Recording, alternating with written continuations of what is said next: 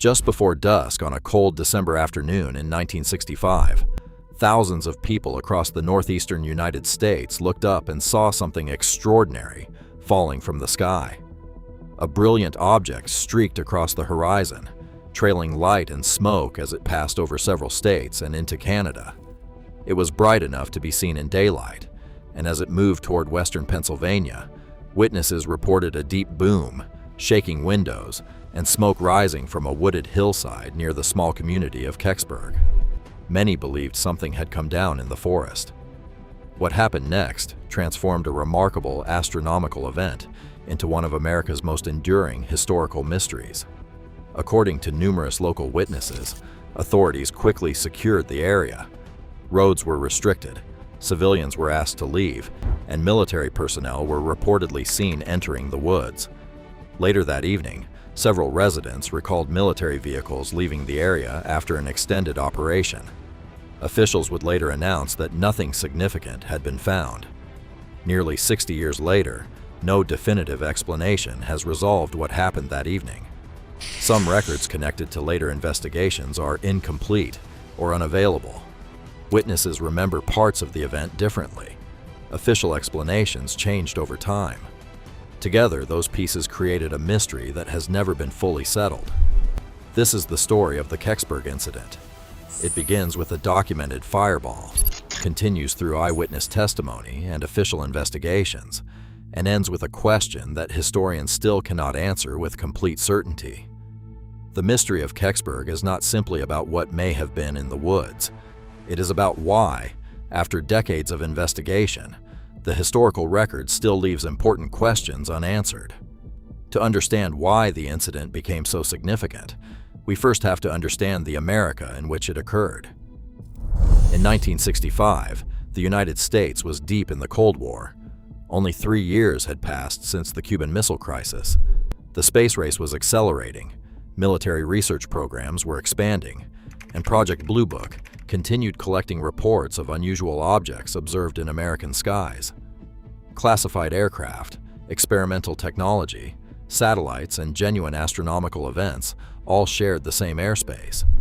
In that environment, an unexpected object descending from the sky could immediately become a matter of public concern. Now let's return to the event itself, because this part is supported by strong historical evidence.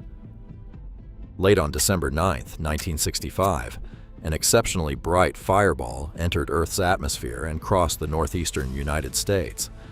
Thousands of independent witnesses reported seeing the same object. Descriptions were remarkably consistent: a brilliant white core surrounded by green and blue light, leaving sparks and fragments behind as it traveled across the sky.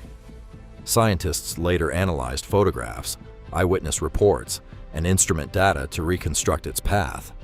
Their conclusion was straightforward.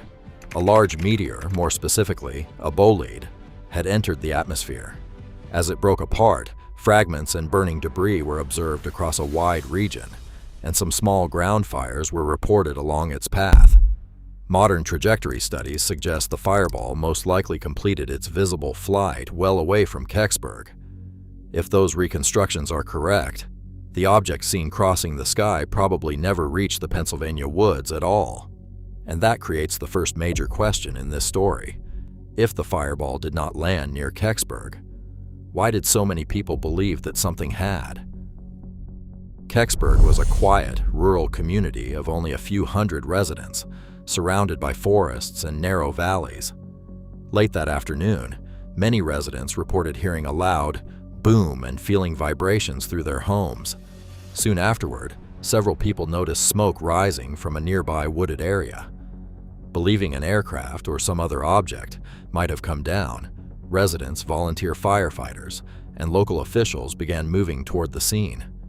What they expected to find, and what they later claimed to witness, would shape one of America's most debated historical mysteries. Among those who responded that afternoon was local radio reporter John Murphy, one of the earliest journalists to reach the area. He interviewed witnesses, gathered information, and later became one of the central figures connected to the incident. According to Murphy, something unusual had happened in the woods before authorities fully secured the location. As darkness approached, Stories from local residents began to spread. Several people later claimed they had reached a small clearing where they believed an object had come down. The descriptions were similar, but not identical. Witnesses spoke of a large metallic object with a bronze-colored appearance, partially embedded in the ground. Some recalled seeing unusual markings on part of its surface, unlike anything they recognized. Others remembered only smoke, damaged vegetation, or an area that appeared recently disturbed. This distinction is important. Not every witness claimed to have seen an object. Not every witness described the same thing. And despite decades of investigation, no authenticated photograph has ever confirmed exactly what, if anything, was present in the woods. What survives today is eyewitness testimony, sincere, compelling, but impossible to verify with complete certainty. As more people gathered near the site, local authorities began arriving. Volunteer firefighters, police officers, and state officials moved into the area, responding as they would to any report of a possible aircraft crash or hazardous debris. Initially, the response appeared routine, but according to numerous residents, the situation soon changed. Witnesses later described military personnel arriving, access roads being restricted, and civilians being instructed to leave the area. Several independent accounts recall military vehicles entering the woods as the search continued. Whether every detail is accurate remains uncertain. What is clear is that many local residents believe the operation had become something far more significant than an ordinary emergency response. The events later described by witnesses became the foundation of the Kecksburg mystery. According to multiple accounts collected over the following years, military vehicles were seen leaving the area after nightfall following an extended operation. Some witnesses believe something had been removed from the woods. Others simply remembered an unusually large military presence. No publicly available records have conclusively confirmed what, if anything, was transported that evening. Yet these accounts remained remarkably persistent across decades of interviews. The following morning, local newspapers reported on the strange events unfolding near Kecksburg. Articles described witness reports, emergency activity, and widespread speculation about what people believed had fallen from the sky. Public interest grew quickly, but official statements remained straightforward. Authorities maintained that searches had found nothing of significance. No unidentified craft, no unusual debris, no confirmed crash site. That official position immediately conflicted with what many local residents believed they had witnessed. And that contradiction became the true heart of the Kecksburg story. Not simply the possibility of an unidentified object, but the gap between eyewitness testimony and official explanation. That gap has remained open for nearly 6 decades.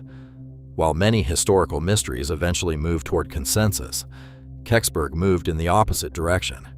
Each new investigation answered certain questions while raising new ones. The more researchers examined the evidence, the more complex the story became. What began as a widely observed fireball was gradually transformed into one of America's most debated Cold War mysteries. To understand why, we now have to examine the official investigations and the competing explanations that followed. As investigators searched for answers, one explanation quickly emerged. Astronomers and the United States Air Force concluded that the brilliant object seen crossing the sky was a large meteor. Based on the available scientific evidence, this remains the leading explanation for the fireball itself. For many researchers, the event in the sky was no longer the mystery. The real question had shifted to the reports coming from the ground. If the fireball had followed the path reconstructed by scientists, why did so many people in Kecksburg believe something had come down nearby? That question would shape every investigation that followed. Because unidentified aerial reports during this period were examined through Project Blue Book, many expected the incident to receive extensive official attention. Project Blue Book documented the fireball, but found no evidence that it represented an extraterrestrial event. Its conclusion remained consistent with the astronomical analysis. For UFO researchers, however, the story was far from over. Attention gradually turned toward another possibility. Could the object have been connected to the Soviet Union? One theory focused on Cosmos 96, a Soviet space probe launched only weeks before the incident. The spacecraft failed during its mission, making re-entry inevitable. Because the timing appeared similar, some investigators suggested that debris from the failed mission might explain both the fireball and the reported military response. At first, the idea seemed plausible. The Cold War was at its height. Recovering foreign aerospace technology would have been considered a matter of national security. If officials believed Soviet hardware had fallen inside the United States, a rapid military response would not have been surprising. But later research raised serious problems with this theory. Modern orbital reconstructions indicate that Cosmos 96 most likely re-entered the atmosphere much earlier and along a different trajectory. Several aerospace specialists concluded that the Soviet spacecraft could not account for the object witnessed over Pennsylvania that evening. If those calculations are correct, Cosmos 96 was almost certainly unrelated to the Kecksburg Incident. Yet the discussion did not end there. Years later, questions arose after government agencies referred to historical examinations of material reportedly associated with the event. Some records suggested that recovered material had been examined and identified as space-related debris. However, when researchers attempted to verify those conclusions, they encountered an unexpected obstacle. Many of the supporting records were no longer available. That discovery fueled decades of speculation. Did the missing files hide an extraordinary secret? Or had ordinary government record-keeping simply failed to preserve every document from the 1960s? This distinction is essential. Incomplete archives are not unusual. Millions of government records are routinely transferred, reorganized, or destroyed under established retention policies. Missing documents may create unanswered questions. By themselves, they do not prove deliberate concealment. To better understand what remained in the historical record, independent researchers turned to the Freedom of Information Act, filing requests with several government agencies. Some documents were released. Others could not be located. In the early 2000s, investigative journalist Leslie Kean became one of the most prominent figures pursuing additional records. Her efforts eventually led to legal action, requiring a broader search of government archives. Thousands of pages were reviewed, yet no definitive evidence emerged, confirming the recovery of an unidentified craft. Instead, the investigation reinforced something historians already understood.